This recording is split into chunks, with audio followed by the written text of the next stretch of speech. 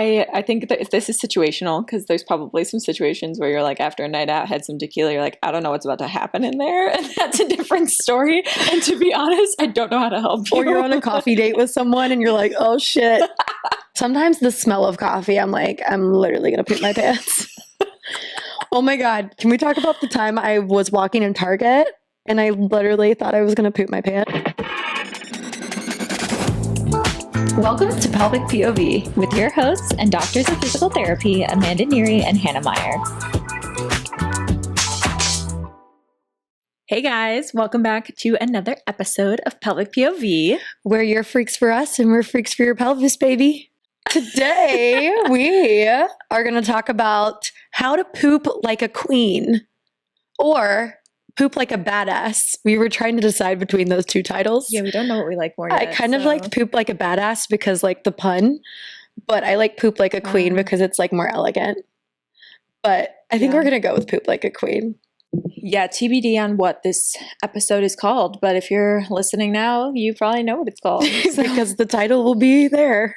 We'll have clicked on it. Well, we want to start off talking about our amazing, look at my hat, guys. If you're watching the video podcast, let's talk about what we did this week. We went to Lollapalooza. Mm-hmm. We saw Chapel Roan in the flesh.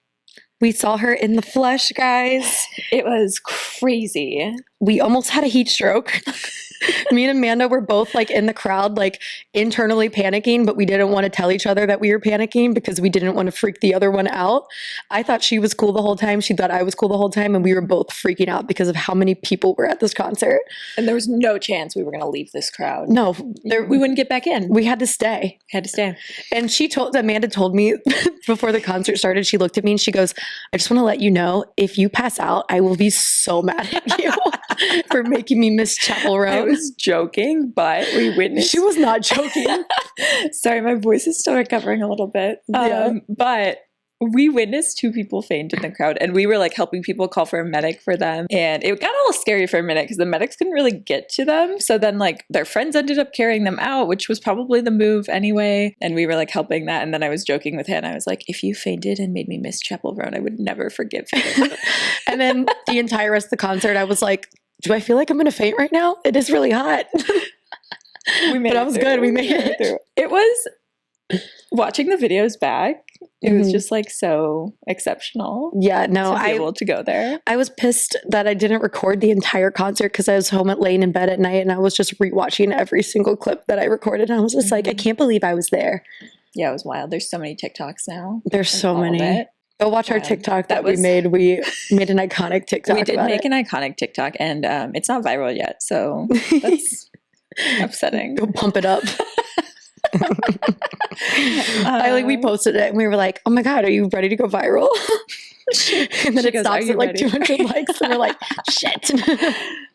That was quite literally the sweatiest I have ever been in my life. The sweatiest. And I thought I had been there already. I thought I had been the sweatiest. When? Hot yoga. I don't know. Oh yeah. Something. But no, that was it. No, that was hot. It was hot, HOTTOGO, hot to go. But anyways, that was our week. That was Wednesday and Thursday. Wednesday, we went and saw Kesha. Yeah, we do everything together now. Yeah, apparently. We had a little concert week, and it was amazing. Yeah, I'm not mad about it. It was so good. And honestly, it's nice that was on Wednesday and Thursday, and it's only Saturday, and we can still now today I'm going to go home and play Stardew Valley and farm. I had a dream that I got a Nintendo Switch. You need to get one. I literally had a dream that I got one last night and bought Stardew Valley. I was up until 2 a.m. farming last night. Then I got robbed because I stayed up too late, so I have to. God, let's not talk about it because I can't wait till I can join you in this world. I know, I'm excited for you. All right. So anyways, let's go ahead and jump into our podcast episode on how to poop like a queen. All right. Woo. So let's go ahead and start off with talking about what we see in terms of like issues with bowel movements or issues with pooping as pelvic floor PTs, because people are always like, what? You can help me with pooping? So let's go ahead and talk. What are some like bowel movement issues that you see?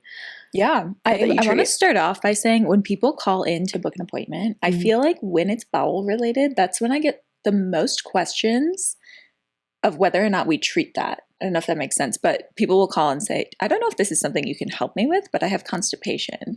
So I feel like this is a good episode for people wondering what the heck pelvic floor PT has to do with bowel movements and bowel issues. Yeah. Because it's absolutely something we treat. Yeah. And so people will come in, constipation being one of them, fecal incontinence. I know we talked about incontinence a little bit before, but this is the actual leaking of stool if it's related to bowel movements. And then people with IBS, so that can be constipation, diarrhea, just cramping, bloating, anything in between.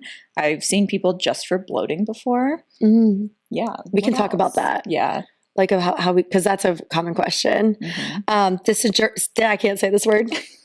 Never dyssynergic. I was panicking. I was hoping that you would say it because I was like, I'm going to fuck it up. Dyssynergic defecation. What is that? That's kind of like a fancy way of saying like issues with pooping because your pelvic floor muscles are not coordinating properly in order for you to have optimal bowel movements.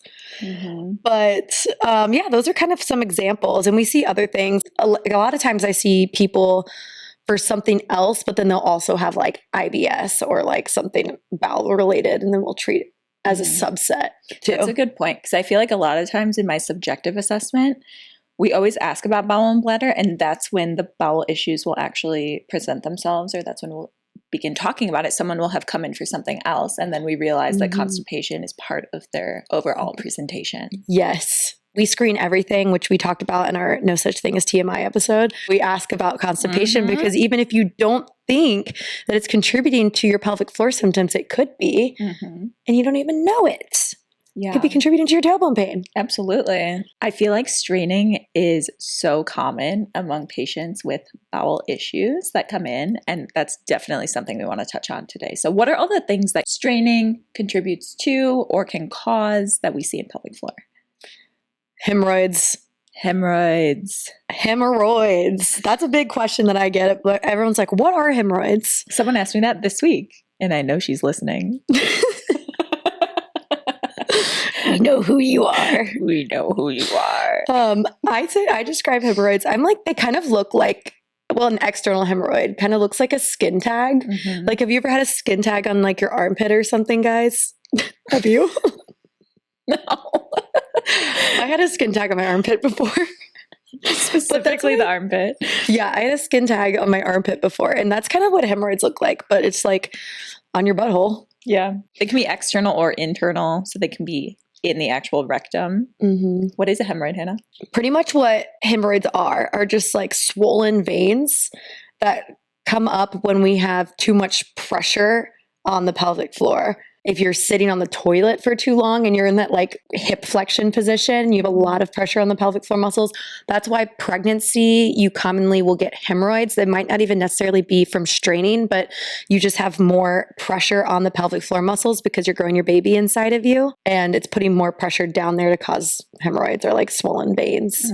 But yeah, they can become pretty painful and itchy sometimes, or they can bleed if you're straining a lot and like not doing anything to fix it. But they typically will just go away on their own, or they might kind of like stay around for a while. Yeah. And just be annoying little skin tags. But if they're not like actively bleeding or causing any issues, like there's not much you really can do other than they'll just go away on their own. You can get hemorrhoids surgically removed, but if you don't fix what caused the hemorrhoid, like you keep straining or you keep like sitting on the toilet for like an hour, like scrolling through TikTok, then it's just going to come back even if you get it removed. Yeah. And if you're someone that is prone to hemorrhoids or has had them before, you're going to recognize those patterns that contribute to it. So if you have like a long flight and you're just in this seated position for a while, you're at risk for developing another hemorrhoid in that situation. So there's ways that we can retrain the way we move, take rest breaks,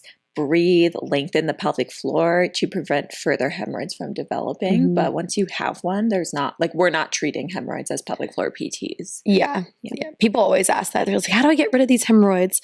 And pretty much as from a PT standpoint, we're just going to fix the way that you poop. And that should hopefully help with your hemorrhoids. Yeah. But yeah, we can't fix hemorrhoids with internal treatment. I wish I had a little magic wand on the tip of my finger to be like, zap, hemorrhoid gone, but I don't. The hemorrhoid zapping wand. Trademark idea? Merch? We can't do this every episode. We have too many merch ideas. We have too many merch Hemorrhoid ideas. zapping wand. We have red thongs. 33 followers on Spotify currently today as I say this. And we have like 10 merch ideas already. And I know that everyone listening would want a hemorrhoid zapping wand. Okay. All right. So another thing straining can contribute to is the overall development of a rectal prolapse. So I know we talked about different types of prolapse a little bit in one of our episodes, but a rectal prolapse is when the actual rectum is descending into the vaginal wall due to weakening in that vaginal wall. Mm-hmm. So what Hannah was just saying about building up pressure and straining and things that can contribute to hemorrhoids, they can similarly contribute to a prolapse, and it's creating a weakening of the pelvic floor. Yeah, prolapse is a big one. That's what I tell people. I'm like, stop straining because it could put you at risk for a prolapse. Maybe not like now, but longer down the road if that's something that you don't adjust into your everyday schedule. Because think about how often we poop. Mm-hmm. We poop. Well, let's actually talk about how often we poop really quick. Yeah. Oh, yeah. So normal pooping ranges, they're very different person to person. So when I ask people about their frequency, I say, what's normal for you? Mm-hmm. Because you can poop anywhere from 3 times a day to 3 times a week. And that could be your normal if that's what's been regular for you your whole life. When we ask people if that's changed, and let's say there's someone that's used to going 1 to 2 times a day, but now they're only going a couple of times a week, that's when we know there's an issue of constipation. But if your normal is once every 3 days, that might just be your normal. And if you're not feeling like the urge and then you go to the bathroom and you can't get the bowel movement out or you can't poop, that's when there's like an issue. But yeah, if you just get the urge once every 3 days, that could be your norm. Yeah. If you poop 3 times a day, that could be your norm too. Yeah. And that's why we ask about what your bowel movements are looking like, et cetera, because we kind of want to see, like, is this an issue or not? Yeah. I know we talked about our Bristol stool chart, but that also tells us if there's any constipation or diarrhea risk going on, because the consistency of your stool is going to tell us how hydrated you are, how your body's retaining that fluid and processing it, and how it's bulking up your stool, essentially. Mm-hmm. Exactly. Let's kind of jump back in. Straining can lead to hemorrhoids, can lead to prolapse. We touched specifically on rectal prolapse, but could also lead to just prolapse in general, like a bladder prolapse or uterine prolapse. Mm-hmm. It could also lead to increased tension in the pelvic floor muscles. So if you have pelvic pain in general, am I straining when I go to the bathroom? Whether it's bladder or bowel, am I straining to pee or straining to poop? How often am I doing that? Because that could be something that I could switch and stop doing so that I can kind of ease up on that pelvic floor tension. Absolutely. I don't think I've seen a patient with constipation that didn't have a tight pelvic floor before. That's a big statement, but I think it's true. Mm-hmm. It makes pretty common. Perfect sense. Yeah. Pretty common. Mm-hmm. Specifically for people that come to see us. Yes. When they get to like see us. Anyone whose pelvic floor I've assessed. Yes. Anyone's pelvic floor I've assessed. We don't just like walk down the street and be like, you have constipation? You have a tight pelvic floor. And I know that to be true. So people strain a lot of the times. You think that it's helping you to poop. So people are always straining because it does help you to like get the bowel movement out. It feels productive in the moment. It feels productive in the moment. You're like, this is what I need to do. I've been there, guys. I've strained before. I've stopped. I've stopped too. Mm-hmm. Yes. Yeah. And we'll talk about how we actually should be pooping eventually because we want you pooping like a queen. Yeah.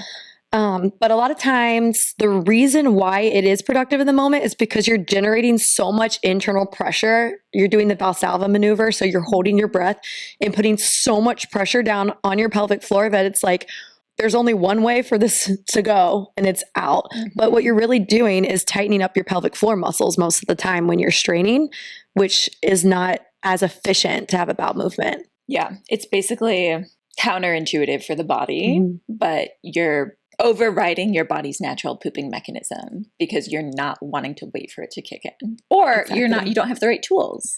People don't really know how to breathe and poop on the inhale, which we're going to talk Exactly. about. Why the hell were we never taught how to poop? Like, this is weird.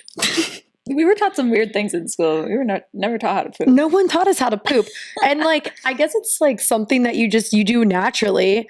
But like, I feel like it's something we should have learned as kids. Well, and similarly to how we talked about breathing in our last episode, like we know how to do these things when we're young and stress-free and don't have a care in the world. But societally, we're like, okay, you have to go poop between classes in a 5-minute walking period. And you have to muscle that out. Otherwise, you're not going to make it to class and then you're going to be reprimanded. So like, it makes sense that we're straining and needing to push things out because we don't have enough time to do these things. No one taught you that, hey, if you actually just take a few deep breaths, it'll probably work its way out if it's ready to go. Exactly. We don't learn these things in school. That's what we're here for. That's what we're here for. We're here to help you poop. I liked how you said muscle out that poop. It's gotta muscle out. You gotta just like muscle that turd out. Ew, I hated that. I don't think I've said turd in a really long time. Not the turd. Anyways. Not about anyone but a man. What? You do call men turds sometimes? No, I don't. Do you? No. Oh. Who does that? I might start now. I don't know. Okay. So those are some reasons why straining is bad. But we understand why you strain because in the moment it does feel productive, but it's not. So let's talk about how to poop. How to poop. The mechanics of pooping. Step 1. Step 1, get a squatty potty. Get a squatty potty. Get a stool. We're not sponsored by Squatty Potty yet. Get a cardboard box. We don't care. A trash can. Flip over your trash can. Put it under your feet. Whenever I go on trips with my friends, they send me pictures of their feet on a trash can in the hotel bathroom. I love that. That's my favorite thing that you told me. I'm like, slay. I can post that on our social media, like my text messages. Mm-hmm. I'll do that. Yeah. Just for you guys. Social media for reference. And then I want you guys to DM. We said this already, but DM us pictures of your feet on a squatty potty. Mm-hmm. So we know that you're pooping good. It's actually our favorite thing to receive. Pictures of feet on squatty potties. Yeah. I guess. I'll go for that. So why is a squatty potty good? Would you like me to get into it? Get into that? Because guys, I love talking about pooping. I get really excited when people come in to see me to get help with pooping because it's like my favorite thing to talk about. Squatty potty is good because there's this muscle called the puborectalis, okay? Puborectalis. Look it up. It slings around your rectum. And naturally, in our normal American toilet seated position, you kink the rectum with the puborectalis because we're at like this 90-degree angle. The reason why a squatty potty works so well is because it makes our angle of our, what am I trying to say? Your pooping angle. It causes your pooping angle to be more optimal. So it raises your knees up a little bit more. You want your like back and legs to be at like this 30-degree moment. So being in that 30-degree angle helps your puborectalis to relax a little bit better so that instead of your poop having to go like, it just goes straight down. Think about it. Yeah. Think about like a windy road. Mm-hmm. You know, you're cruising down a windy road and you're like, ooh, it's going to take a lot longer versus if you're just speeding down a straight road. Yeah. And I like the way you specified the American toilet because every culture has like a different, I feel like pooping is cultural almost. It is. In a way that like other cultures do have situations where you're in more of a squatty position. Which is more optimal. Which is more optimal. For pooping. Interesting. I don't know what else to say about it. It's interesting. I want to invent a portable squatty potty. They have one. For real? On the Squatty Potty website. Shut the fuck up. Yeah, we should buy them for fun. Oh my God, yes. Because I have people all the time that are like, I want to use my squatty potty, but I poop in the office every day at 10 a.m. No, they have a foldable one that you can like pack in a suitcase, pack in a briefcase, bring to work with you. Do people use briefcases? I mean, corporate people do. Oh, I guess they do. Right? We don't. I don't know. I just use base bags. We are not normal. Let's be clear. I have my base backpack. I walk around with my Pelvic Institute tote. I Exactly. I don't know. I feel like I went to Federale's happy hour the other day and I like saw all these like corporate people with like backpacks. I feel like backpacks is more the thing now. Backpacks is a thing, but you'll see a briefcase or two if you walk in the loop. Damn. I guarantee it. I want to find someone with a briefcase. Hannah's looking for a man with a briefcase. Yeah, I feel like it's like so Sex and the City coded to have a briefcase. Like it's giving Mr. Big. Yeah. Oh, tell us about briefcases in your city, wherever you are. Yeah, do you guys use briefcases? We need to know. If you do in Chicago, then I just don't pay attention enough. And if you do, would you put a portable squatty potty in it? Yes, would you? Tell us. We need to know. Actually, please DM us. Comment below. Anyways, enough briefcase poop talk. Let's talk about the real methods to poop. Yeah, so positioning being one of them, right? So we say get a squatty potty, but it's really positioning is optimal. So when we work with people in pelvic floor PT, we're giving them exercises that help train that positioning. So like a deep squat seated position on yoga blocks or something where we can practice the correct breathing methods, which is the next technique. Yes. Would be your breath work for pooping. So when you are pooping, I love what Hannah wrote here about inhaling your poop out, because we talked about diaphragmatic breathing, but we'll touch on it again if this is your first episode. Diaphragmatic breathing allows for the lengthening of your pelvic floor muscles because you're inhaling lower and you're getting your diaphragm to actually kick in and contract, which flattens when it contracts. So it's normally dome shaped and it'll flatten as it contracts, forcing some lengthening through the pelvic floor because of just that downward motion. More natural way to lengthen. More natural way to lengthen. So you're not pushing it. So you're not just forcing your belly to expand. You're just inhaling low and letting it do its job. And when you breathe this way on the toilet, you're going to get that lengthening in those muscles. I guarantee you, if you take 10 diaphragmatic breaths while you're trying to poop, you're going to be like, oh, I didn't realize that it was that simple. Not easy, but simple. There's a difference. That's a real, yeah, you put the nail in the headboard. Is that right? Yeah, I like, we're Is that how you say keeping that? it regardless if it's right. That was so Is that even a phrase? All right. nail in the head, I think. You nailed it. Yeah, thanks. You nailed it, girl. Good job. I'm going to tell you guys a cue that I've been using that I developed on my own lately. And if it's stupid, let me know. But it helps me to poop. And I think about this whenever I poop. Picture this. You're sitting in a beautiful field, wide open field. There's butterflies floating around. There's this glorious toilet sitting in the middle of this beautiful field. It's a bright, sunny day, but it's not too hot. Nice and windy. There's a breeze going. And there's a squatty potty near this toilet. So you're in a good posture. You sit on the toilet. You're going to take a deep breath. You're going to inhale into your belly. You're going to imagine your tailbone is a seahorse tail. Okay? You guys know what a seahorse tail looks like? It's like all raveled up and curled under you. As you inhale, you're going to imagine that you're straightening out your seahorse tail, or your tail is unraveling straight as you inhale. Wait, I like that. Yeah. I feel like I just did it. Exactly. I swear, do that next time you poop.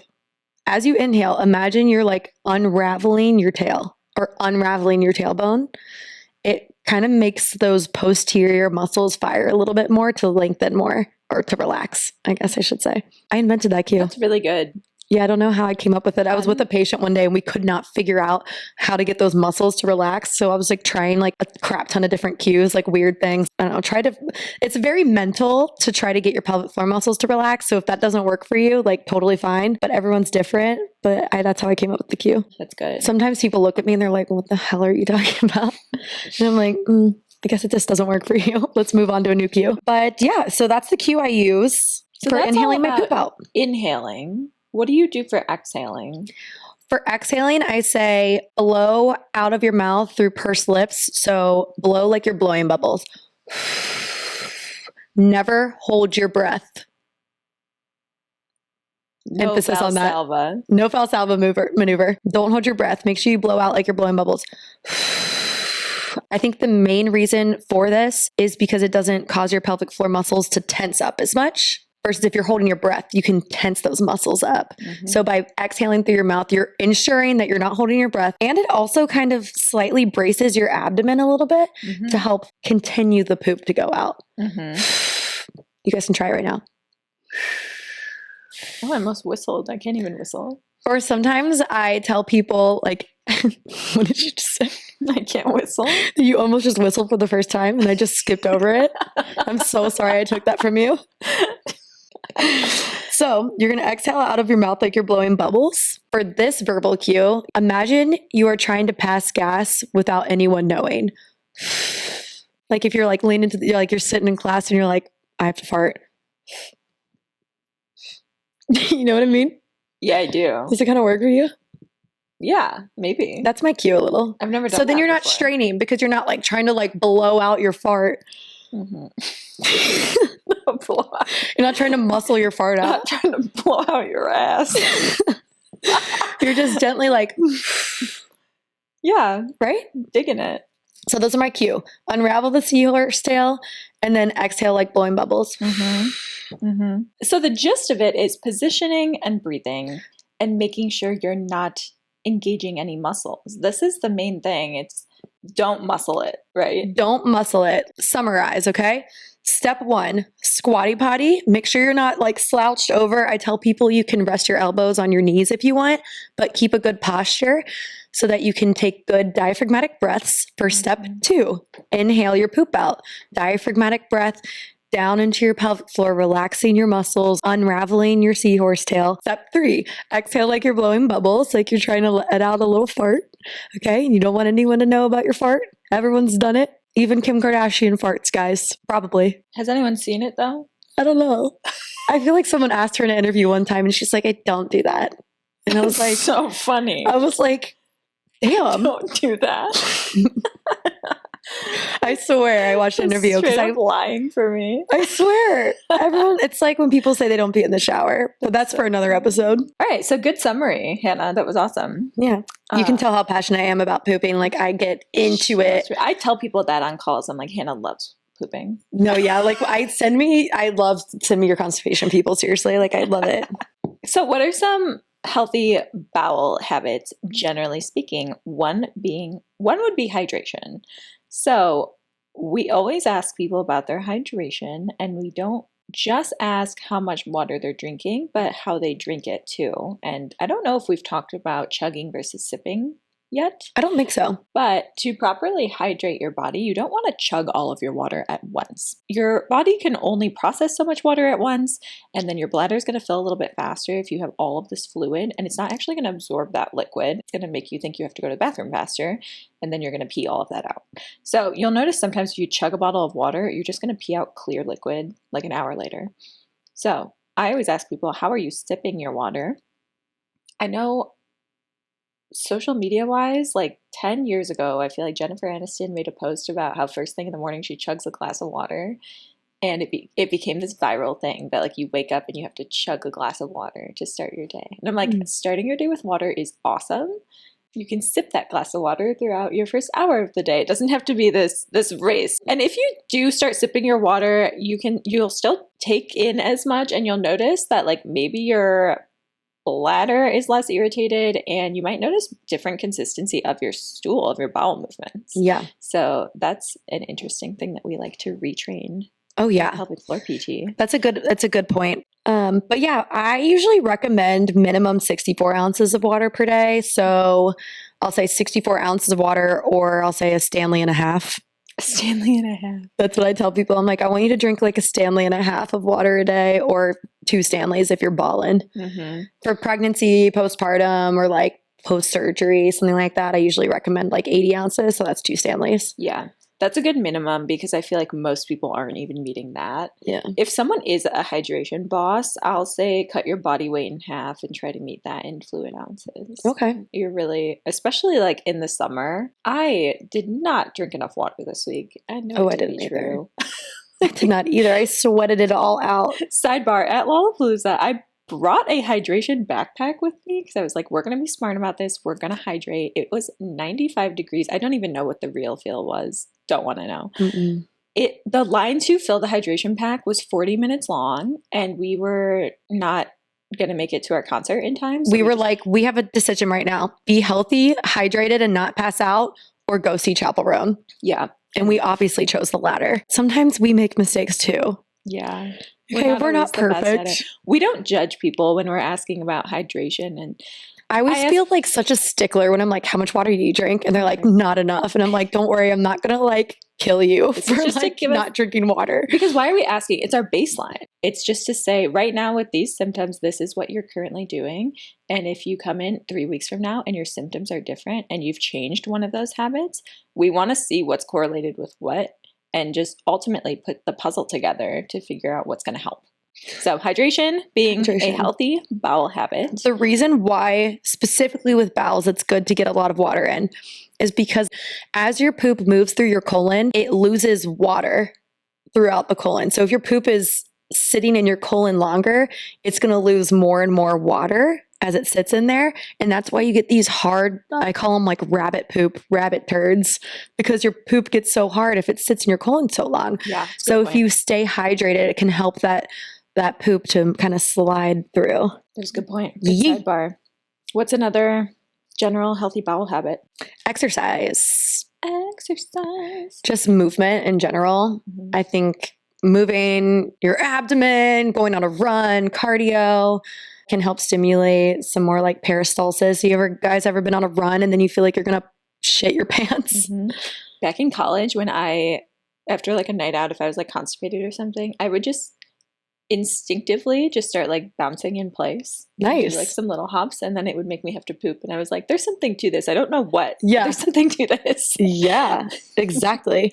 But yeah, exercise in general is just good to keep having healthy bowel movements. The more sedentary you are, you're not getting any movement in your body. Your poop's just gonna be sitting in your stomach, just chilling, losing moisture, getting hard, having rabbit turds. We don't want that. And then to your point earlier, don't sit on the toilet too long. One, you're facing a mental block there because you're like, okay, I have to poop and I can feel that I have to poop, but it's not coming.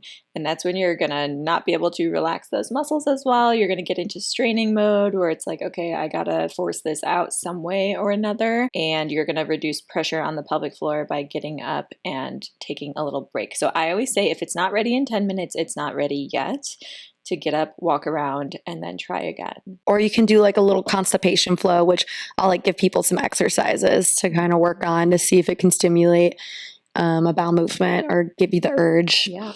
Let's talk about exercises, actually. That's a good leeway. Yeah. I love cat-cows, for example, some single kneaded chest, some like knee circles, laying down on my back. I like some deep squat breathing exercises. Like a frog pose, just something that's going to open the pelvic floor. And then on the exercise note, we do manual therapy for this as well. We didn't even talk about that. Yeah. But teaching people like self-massage techniques too, just to get things moving a little bit, and it relaxes the abdomen, all of that stuff. Yeah, like you can do a little abdominal massage.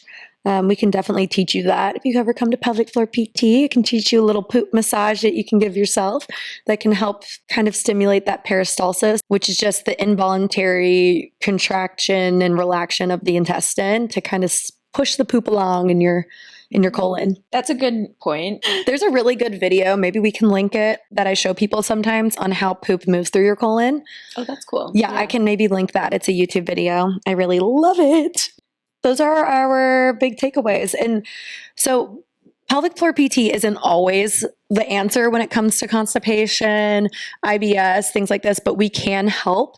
Sometimes we will refer out to like a dietitian, nutritionist, or like a functional medicine doctor to help with the more diet related portion, which is why we ask about the consistency of your stool. Yeah. And like most things in pelvic floor, it's something that we co-treat with other clinicians as well. So sometimes there is a medical intervention that might help in the moment. And then long term, we don't want to be on a certain medication forever. So we have these techniques that can help to retrain while you're getting that medical attention and help. Exactly. Because I know some people, your doctor will tell you to take like Metamucil or like laxatives, Linzess, I've seen other things. And then we'll work with us for the musculoskeletal portion. We'll retrain those muscles. And then maybe eventually you won't need that extra supplementation. But I always recommend working with a dietitian to see what foods are not working with you. So that's sometimes we will refer out to our fellow dietitians and we'll co-op with them. Co-op? Yeah. Co-op. Yeah. Yee. All right, should we answer some questions? Questions. Let's do it. Cool. All right, can I start? I'll start us off. Yes. So we have a listener question here. What toilet paper should I buy? Ultra strong or ultra soft? What a slay question. This question made me think because I was like looking in the toilet paper aisle at Target and I was like, okay, ultra soft or ultra strong? If I get ultra strong, people are going to just think I take these massive poops, which is a slay, I think, in my opinion. If I get ultra soft, are people going to think I'm too sensitive? Oh my God. You know? So things I've never considered in the toilet paper aisle. I think hard. Anyways, I looked this up. Okay. So this is from USA Today. The article is called The Best Toilet Paper for 2024 from USA Today. And it says, quote, although the ultra strong roll from Charmin is heavy duty, extended use made it clear that supreme comfort of the ultra soft is more critical. So if you guys are in the toilet paper aisle, maybe you want to go more ultra soft based on this USA Today comment. I will say I've always leaned ultra soft, just for personal preference. But, part of it is personal preference. I think it is. I think no matter what, just buy toilet paper. I don't think it matters, but ultra soft is recommended by USA Today. As long as you don't get those Scott single ply sheets, that shit is not good. Yeah. Exactly. Oh my gosh, you're going to use a whole roll of that. Yeah. Save the earth, get ultra something. Ultra something. Ultra something. Moving on. All right, this question, I'm going to have you answer it to start. Okay. How do you make pooping in front of your crush or partner for the first time easier? This one cracks me up because Hannah told me this question earlier and I just started laughing at the word crush specifically because, like, I can't imagine that I've ever had a crush that I wasn't already like involved with that I pooped in front of. Yeah. But then I'm like, what if a man like takes you on vacation and you're in a hotel room with them? That's not a crush anymore. I guess you're right. But like, what if it's early days? Okay, you know what I mean? Early vacation, dating phase. Maybe, yeah. It's like that. I would consider that I was dating that person at that point. A crush to me is someone that I haven't been involved with yet. Like, I just have a crush on you. Yeah, fair. Like the barista. I'm probably not going to be in a situation where I have to poop in front of that person. That's fair. But okay, imagine you're like in a hotel room with this guy or girl or whoever. You're in a hotel room with this person that you're dating and you really, really like them and you have not broke the poop barrier yet. What do you do? This is a really hard question because I have asked this question before myself. Yeah. Like, it's something that's intimate, right? Like there's a time and a place to poop in front of someone because it's a bodily function. It's the same as like farting in front of a partner, vomiting in front of a partner, just like things that you don't necessarily want someone to see you do. And we destigmatize a lot, but I'm not going to say I'm perfect. Like, I don't necessarily want to poop in front of someone if I don't have to. Right? My tip, but like specifically the hotel room is hard because it's like they're in the bed and then the bathroom is right there and you can't just hold it in. Yeah. You got to let it go. You know what I mean? Yeah, you got to let it go. So my tip is to, one, if you're not ready to break it yet, go use a bathroom somewhere else. Or two, just freaking take it like a queen and go up to your partner, go up to the person you're dating, the person you have a crush on, and be like, listen, I'm going to poop right now. And if you don't like it, then communication is key. We talk about this a lot. They could use our podcast. You could listen. You're on a date with someone, whatever. You're in a hotel room with them. Like, listen, I listened to this podcast that taught me how to poop like a queen. I'm gonna go do that right now. Yeah, I'm gonna be a boss about it. Yeah, and if you want me to teach you how to have good poops, then I'll let you know. Did we just decide on "Poop Like a Queen" is the title then? Yeah, we did. Okay. I like it better. It happened during the filming of the episode. I like that. Yeah. Okay. You can use our podcast. I think that this is situational because there's probably some situations where you're like, after a night out, had some tequila, you're like, I don't know what's about to happen in there. And that's a different story. And to be honest, I don't know how to help you. Or you're on a coffee date with someone and you're like, oh shit. Sometimes the smell of coffee, I'm like, I'm literally going to poop my pants. Oh my God. Can we talk about the time I was walking in Target and I literally thought I was going to poop my pants? You started to get the sweats and everything. Has that ever happened to you guys? You go into like TJ Maxx. For me, it's either TJ Maxx or Target. I walk into that store and I instantly have to poop. I don't know what it is. Is it the color? Is it the smell? I have no idea. I don't know. I've never given that a second. Does that happen to you? In a Target. You don't? Never? No. I swear, I literally get the urge to poop anytime I'm shopping in a Target or TJ Maxx. Well. So don't ask me on a date to Target. You hear that, suitors? Do not take Hannah to Target on your first date. Maybe the third. Okay. All right. Do we have any more questions? And then you can take me home after. Poop. I think, okay, wait, we actually do have another question. I asked them on my Instagram. Oh, so true. Let me pull it up. So this is from a dietitian. I heard that pelvic floor PT can help and read a little on it, but would love to know when to refer out as a dietitian after we've tried the nutrition interventions. I guess I would want more specifics on like what they're treating. Like, is it constipation? Is it diarrhea? Is it like IBS? A situation of both? You could take some of our questions that we ask as pelvic floor PTs and ask them like, are you straining? Are you using a squatty potty, etc.? And if they answer and they're like, yeah, I'm straining all the time, blah, blah, blah. Think like, okay, maybe you would benefit from an evaluation from a pelvic floor PT. Here's some recommendations I have in my area. Or get to know a pelvic floor PT in your area so that when you are treating someone with constipation, which I'm sure is super common, or fecal incontinence even, which we didn't talk a lot about fecal incontinence, but yeah, that's a good point, because whenever I want to refer someone out, I have like a little network of people that I'll send people to, but if I ever had a question about a specific specialty, I would just reach out to someone in my network and say, hey, is this something you could help with? Yeah, I asked the patient, I'm like, is it okay if I share your like case with the dietitian that I know well, and I can see if they can help you or if you can benefit from them, and they'll say yes or no. Yeah, I will say I see a fair amount of people that just come in and say they've had constipation issues their whole life, and if you're seeing someone like that, absolutely refer them out, because they are going to have some muscle imbalance that we want to work on. So in cases where it's chronic, I would almost always send people our way too. At least for an evaluation, just say like, hey, like you've been dealing with this for years. We're going to hit it from the nutrition side, from the nutrition's perspective, and make sure that you're getting the proper diet that you need.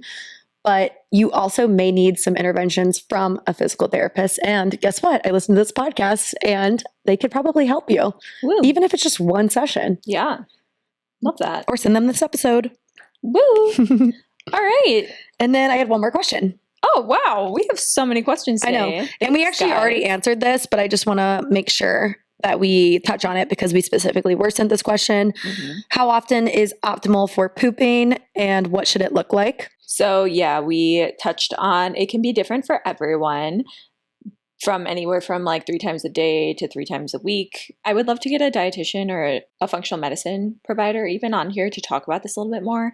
But ideal voiding frequency from a toxin standpoint is like once a day. So you want to be removing certain toxins from the body and the gut once a day. And I know that that's like a general consensus among the research right now. So I always like, if someone has any leeway in their pooping schedule, like it's not consistent throughout their whole life, that's what I'm going to aim for with patients, if I can aim for something. But if someone's always been 3 times a week and that's their normal, I'm not going to try to change that. Okay. Yeah. Good point.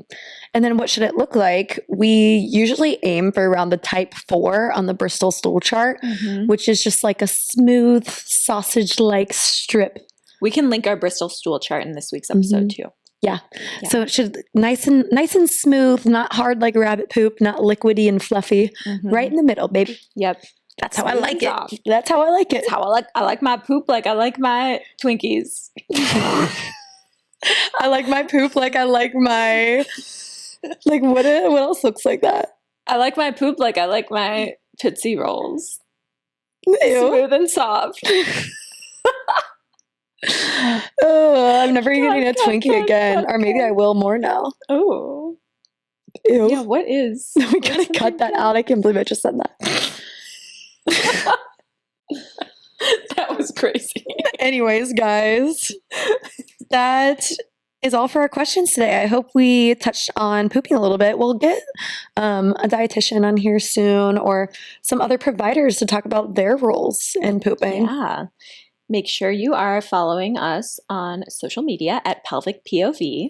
And follow our personal accounts at Hannah Meyerr, Meyerr. And Amanda Neary, PT, N is in November. N as in, no, don't strain. Breathe that poop out, baby. This is my favorite bit that we do. No straining. So good. Please submit more questions for us. We love answering questions. This is so fun. We'll probably do a Q&A episode maybe next. Maybe next. We'll see what happens with our episode schedule. Give us some feedback. Comment on our episode length, what you like to listen to. Submit us some pooping stories. Pooping stories. Guys, please. that's what we want. Talk about pooping in front of your crush. I need to know. Guys, submit your most embarrassing poop story. Yes. Can you send that to us? We'll keep it anon. We'll keep it anonymous. We'll always be anonymous when we talk about you on the podcast. Don't worry. And then send us some pooping stories, your most embarrassing poop story, maybe your most satisfying pooping story. Oh, I know people have some great poop stories. All right, pelvic freaks. Thanks for tuning in. We'll see you next week. Bye, guys. Bye.